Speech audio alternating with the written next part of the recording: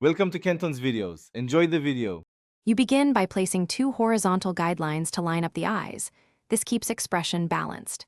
Next, sketch 2 light circles for the irises and ensure spacing is about 1 full eye width.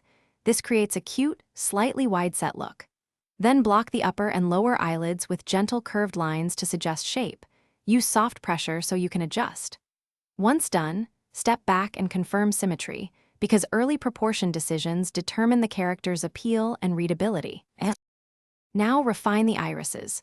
Darken large pupils to convey cuteness and shift them slightly inward or centered depending on emotion.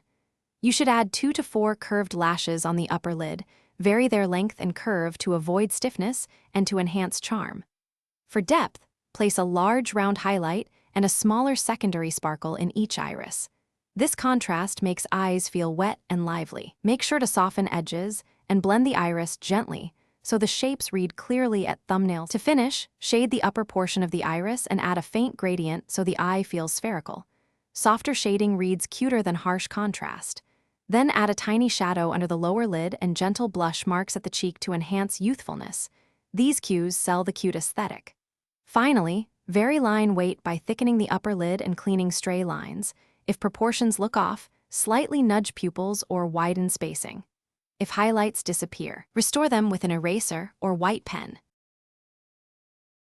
Thanks for watching. Consider subscribing if we helped you.